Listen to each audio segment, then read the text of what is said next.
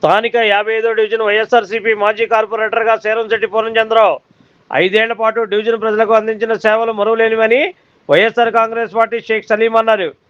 గురువారం ఇంచిపేట గాంధీ బొమ్మ సెంటర్ తన నివాసం వద్ద మాజీ కార్పొరేటర్ శేరంశెట్టి పూర్ణచంద్రరావుకి షేక్ సలీం ఆధ్వర్యంలో సెలవు కప్పి ఘనంగా సత్కరించారు.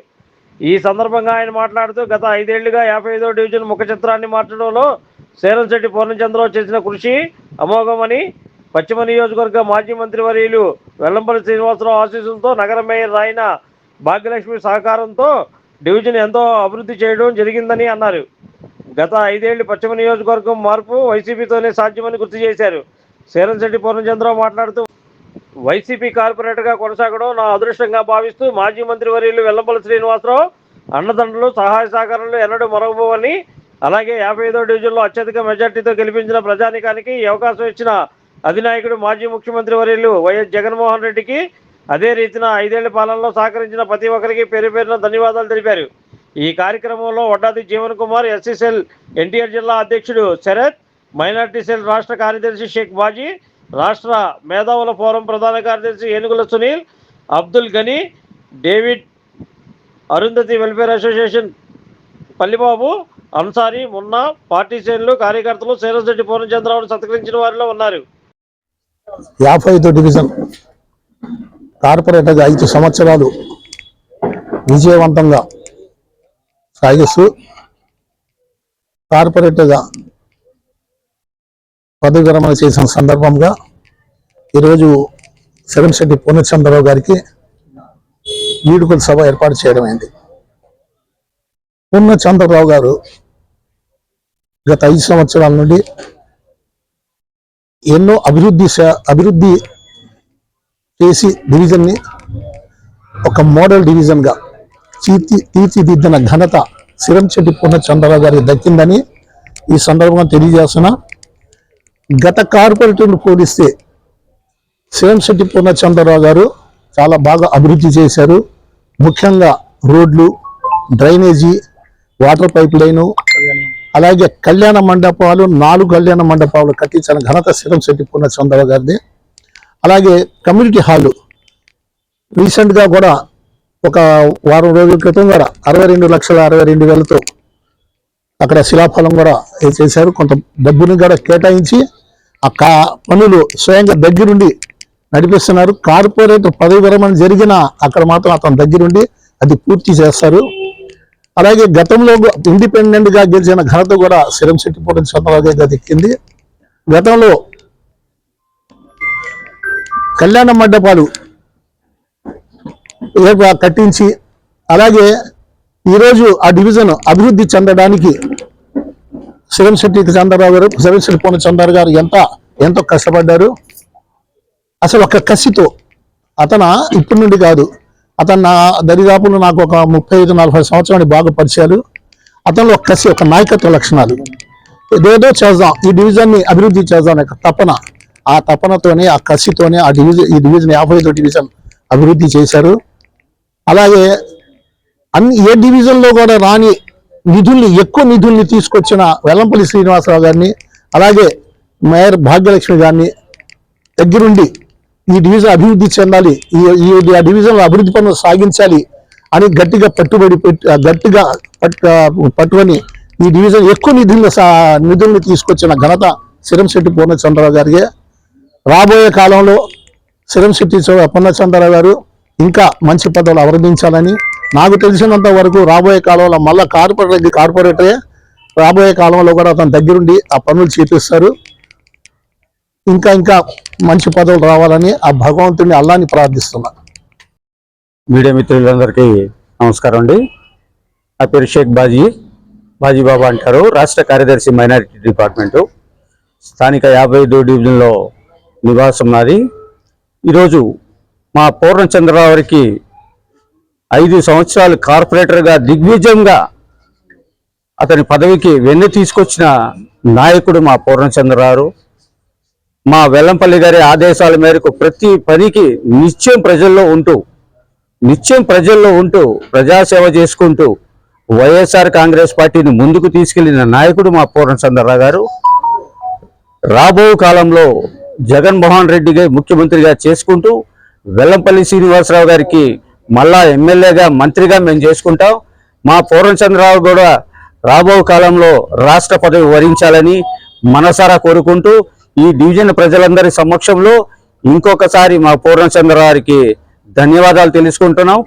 ఈ కార్యక్రమాన్ని నిర్వహించిన మా డివిజన్ అధ్యక్షులు షేక్ సలీం గారికి కూడా, జీవన్ గారికి కూడా ధన్యవాదాలు తెలుపుకుంటున్నాం. ఈ రోజున 55వ డివిజన్ కార్పొరేటర్గా నా కాల పరిమితి పూర్తయిన సందర్భంగా మా డివిజన్ కమిటీ వారు, మా అధ్యక్షులు వారు, మిగిలినటువంటి మిత్రులు, శ్రేయోభిలాషులు అందరూ కలిసి చిన్న చిరు సత్కారంగా వీడ్కోలు సభ అంటూ ఏర్పాటు చేసినందుకు వాళ్ళందరికీ కూడా పేరు పేరున ధన్యవాదాలు తెలియజేస్తూ, 55 డివిజన్లో నేను వచ్చినప్పుడు చాలా ఇబ్బందులుగా ఉన్నాయి. అనేక రిటైనింగ్ వాల్స్ కానీ, డ్రైన్స్ కానీ, కళ్యాణ మండపాలు కానీ కొద్దిగా వెనుకబాటుగా ఉండేవి అన్ని డివిజన్తో పోల్చుకుంటే. దానికి కారణం కూడా మేము వచ్చి ఏదో చేసేసామని చెప్పుకోవడానికి అని నేను చెప్పట్లేదు. ఈ డివిజన్ యొక్క మరి దౌర్భాగ్యమో ఏంటో, ఏ పార్టీ అయితే అధికారంలో ఉంటుందో ఆ పార్టీ యాంటీగా ఇక్కడ కార్పొరేటర్లు ఉండడం, వాళ్ళు సరైన నిధులు తీసుకురాకపోవడము, చాలా ఇబ్బందికరంగా ఆ ఉన్న కార్పొరేటర్లు అంతంత నిధులు తీసుకొచ్చి పని చేయించడంలో విఫలమయ్యేవారు. ఎందుకంటే ప్రభుత్వం అధికారంలో ఉన్నప్పుడు స్థానిక కార్పొరేటర్ కూడా అది ఉన్నట్టుగా అయితే నిధులు ఎక్కువగా మంజూరు చేస్తూ ఉండే అవకాశాలు ఎక్కువగా ఉంటుంది.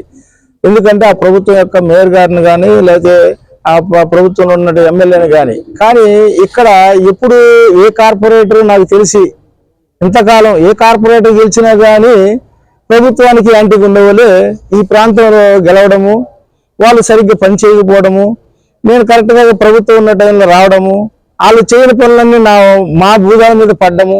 అయినా కానీ అది చాలా ఆనందంగా మా మిత్రుల యొక్క సహకారంతో, అలాగే వెల్లంపల్లి గారికి ఆ రోజున ఉన్నటువంటి మాజీ మినిస్టర్ గారికి ఇది అంతా వివరించి చెప్పడము, మా మేయర్ భాగ్యలక్ష్మి గారికి కూడా ఇదంతా వివరించి చెప్పడము, నా డివిజన్ బాగా వెనుకబడి ఉందమ్మా, ఇవన్నీ శాంక్షన్ చేయాలమ్మా అని చెప్పడము, వారు కూడా అనేక నిధులు రిటైన్ వాల్స్ అయినా కావచ్చు, రోడ్లు అయినా కావచ్చు, లేకపోతే కళ్యాణ మండపాలైనా అవ్వచ్చు. గతంలో ఇండిపెండెంట్ గా గెలిచినప్పుడు ఈ స్థానికంగా ఉన్నటువంటి మా పేద ప్రజలు చిన్నపాటి కార్యక్రమం చేసుకోవాలన్నా, చిన్నపాటి వర్షం వచ్చినా గానీ అంత కనీసం రోడ్డు మీద టెంట్ వేసుకొని చేసుకునేటువంటి పరిస్థితి కూడా కొండ ప్రాంతాల్లో ఉండేది కాదు.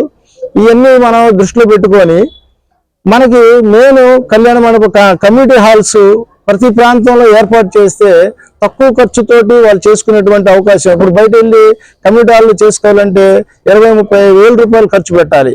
అదే మన ప్రభుత్వం ద్వారా చేయించుకున్నట్టుగా అయితే 2-3 వేలలో అయిపోయేటటువంటి పరిస్థితి.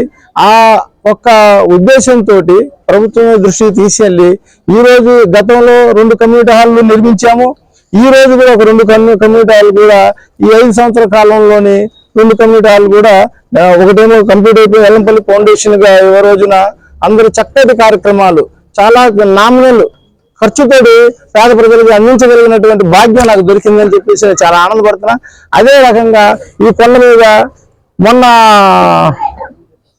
15వ తారీఖు నాడు శంకుస్థాపన చేసి పనులు మొదలైనవి కూడా 62 లక్షల రూపాయలతోటి కమ్యూనిటీ అక్కడ కూడా కొండ మీద కూడా స్టార్ట్ చేయడం జరిగింది. అది కూడా త్వరితగతిలోనే పూర్తవుద్ది.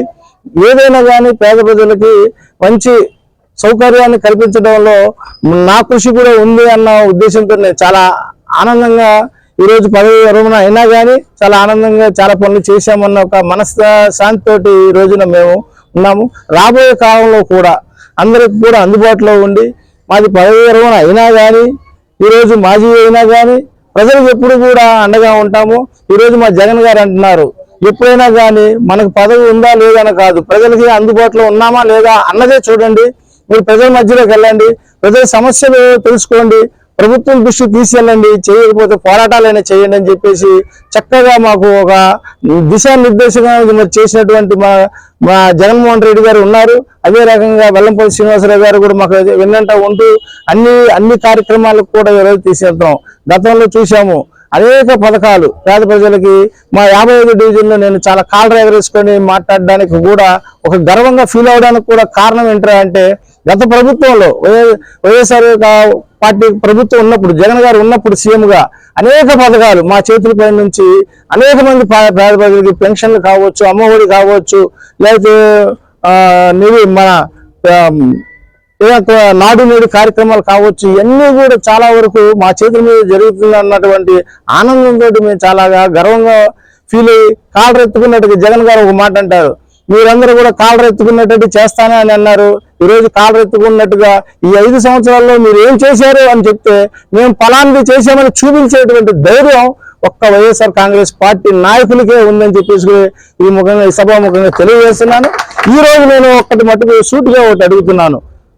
ఈ రోజు కూటమి ప్రభుత్వం వచ్చి 2 సంవత్సరాలు అవుతుంది, అయినా కానీ మీరు ఏం చేశారో మేము అడుగుతున్నాము. ఏం చేశారో మీరు చూపించండి. అంత మాయ మాటలు, కళ్ళబుల్లి మాటలు, సూపర్ 6 ఇచ్చేసాను అయిపోయింది తీసేయండి, ఏంటో మాకు అర్థం కావట్లే. ఎవరికి ఇచ్చావు, ఏమి ఇచ్చావు, కంటికి ఎందుకు కనిపించట్లేదు? అన్ని కంటికి కనిపించని మాయ మాటలు మాట్లాడడానికే ఈ యొక్క కూటమి ప్రభుత్వం ఉందని చెప్పేసి కూడా ఘంటాపదంగా మేము తెలియపరుస్తున్నాము.